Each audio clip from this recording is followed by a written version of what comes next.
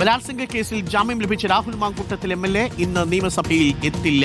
രാഹുൽ ഇപ്പോഴും അടൂരിലെ വീട്ടിൽ തന്നെ തുടരുകയാണ്.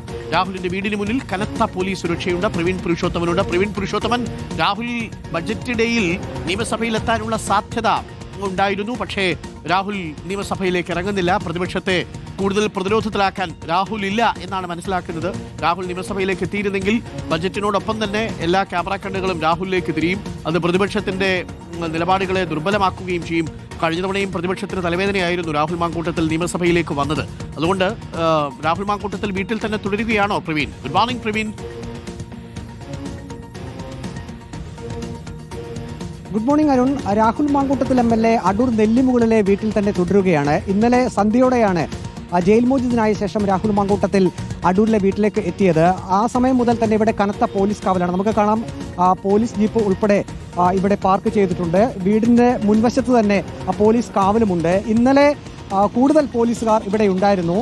ഇപ്പോഴും കനത്ത പോലീസ് കാവലിൽ തന്നെയാണ് രാഹുൽ മാങ്കൂട്ടത്തിൽ MLAയുടെ വീട്. ഇന്ന് ഒരു പക്ഷേ ബജറ്റ് സമ്മേളനത്തിൽ പങ്കെടുക്കുന്നതിനായി രാഹുൽ മാങ്കൂട്ടത്തിൽ MLA അടൂരിൽ നിന്നും തലസ്ഥാനത്തേക്ക് പോകുമോ എന്ന ഒരു സംശയമുണ്ടായിരുന്നു. ഇന്നലെ നിരവധി ആളുകൾ രാഹുൽ മാങ്കൂട്ടത്തിൽ MLA കാണുന്നതിന് ഈ വീട്ടിലേക്ക് എത്തിയിരുന്നു. അത് കോൺഗ്രസ് പ്രവർത്തകരും പ്രദേശവാസികളും ഉൾപ്പെടെയുള്ളവർ എത്തിയിരുന്നു. അത് നമ്മൾ അന്വേഷിച്ചപ്പോൾ മനസ്സിലായത് സൗഹൃദമുള്ള ആളുകളൊക്കെ ഇന്നലെ രാത്രിയിൽ രാഹുൽ മാങ്കൂട്ടത്തിൽ MLA കാണാൻ എത്തിയിരുന്നു എന്നുള്ളതാണ്.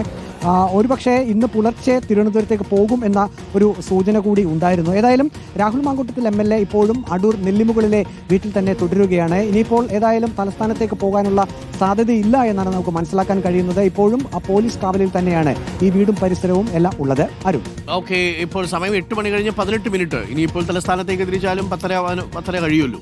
അപ്പോഴേക്ക് ബജറ്റ് അവതരണം കഴിഞ്ഞിട്ടുണ്ടാകും. അതുകൊണ്ട് ഇന്നിപ്പോൾ രാഹുൽ മാങ്കൂട്ടത്തിൽ നിയമസഭയിലെത്താനുള്ള സാധ്യതയില്ല എന്നുള്ളതാണ്. പക്ഷേ ഏറ്റവും പ്രധാനപ്പെട്ടത് ഒന്നാമത്തെ ബലാത്സംഗ കേസുണ്ടല്ലോ, അതിൽ മുൻകൂർ ജാമ്യം കിട്ടുമോ എന്നുള്ളതാണ്. അത് ഹൈക്കോടതിയിൽ കിടക്കുകയാണ്. ഒരുപക്ഷേ പ്രവീൺ, രാഹുൽ നിയമസഭയിൽ എത്താത്തതിന്റെ കാരണം ഹൈക്കോടതിയിൽ നിന്നൊരു തിരിച്ചടി വന്നാൽ, ഒന്നാം ബലാത്സംഗ കേസിൽ തിരിച്ചടി വന്നാൽ രാഹുൽ വീണ്ടും കസ്റ്റഡിയിലേക്ക് പോകുന്നൊരു സാഹചര്യം ഉണ്ടാകും അല്ലേ? പോലീസ് അത് മുൻകൂട്ടി കണ്ടുകൊണ്ട് തന്നെയാണ് ഇന്നലെ മുതൽ ഇവിടെ പോലീസ് കാവൽ ഏർപ്പെടുത്തിയിരിക്കുന്നത്. ആദ്യ സമയങ്ങളിൽ, അതായത് രാഹുൽ മാങ്കൂട്ടത്തിനെതിരെയുള്ള ശബ്ദരേഖ നാം പുറത്ത് വിട്ടത് മുതൽ തന്നെ ഇവിടെ പോലീസ് കാവലൊക്കെ ആ സമയങ്ങളിൽ ഉണ്ടായിരുന്നു. പിന്നീട് അതിനുശേഷം കുറേ നാളുകൾ അങ്ങനെ ഒരു സാഹചര്യം ഇവിടെ ഇല്ലായിരുന്നു. പക്ഷേ ഇന്നലെ ജയിൽ മോചിതനായ ശേഷം രാഹുൽ മാങ്കൂട്ടത്തിൽ വീട്ടിലേക്ക് എത്തിയതിനു ശേഷം ഇവിടെ കനത്ത പോലീസ് കാവൽ തന്നെയാണ്. അതായത് പോലീസ് നിരീക്ഷിക്കുന്നുണ്ട് രാഹുൽ മാങ്കൂട്ടത്തിൻ്റെ നീക്കം ഇനി എങ്ങനെയായിരിക്കും എന്നുള്ളത്. വീട്ടിൽ തന്നെയാണോ അതോ വീട്ടിന് പുറത്തേക്ക് ഏതൊക്കെ ഭാഗങ്ങളിലേക്കാണ് പോകുന്നത് എന്നത് സംബന്ധിച്ച് കൃത്യമായിട്ടുള്ളൊരു നിരീക്ഷണം രാഹുൽ മാങ്കൂട്ടത്തിൻ്റെ മേൽ പോലീസിന്റെ പക്കലുണ്ട്. മറ്റൊന്ന്, ഇന്നലെ ജയിൽ മോചിതനായ ശേഷം മാധ്യമപ്രവർത്തകരുടെ ചോദ്യങ്ങൾക്കൊന്നും രാഹുൽ മാങ്കൂട്ടത്തിൽ മറുപടി പറഞ്ഞിരുന്നില്ല.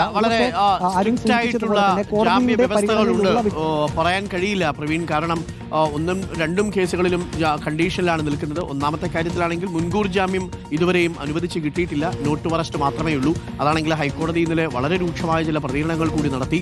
അതിൽ വളരെ ഗൗരവതരമായ ചില കാര്യങ്ങൾ പെൺകുട്ടിയുടെ മൊഴിയിലുണ്ട് എന്നുള്ളതാണ് ഹൈക്കോടതി തന്നെ പറഞ്ഞിരിക്കുന്നത്. അപ്പോൾ മുൻകൂർ ജാമ്യം നിഷേധിക്കപ്പെട്ടാൽ വീണ്ടും ജയിലിലേക്ക് പോകുന്നൊരു സാഹചര്യം ഉണ്ടാവും. അതുകൊണ്ടൊക്കെ തന്നെയാണ് രാഹുൽ മാങ്കൂട്ടത്തിൽ ഇപ്പോൾ തൽക്കാലം വീട്ടിൽ തന്നെ കഴിയുന്നത്. എന്തായാലും പോലീസ് സംരക്ഷണമുണ്ട്.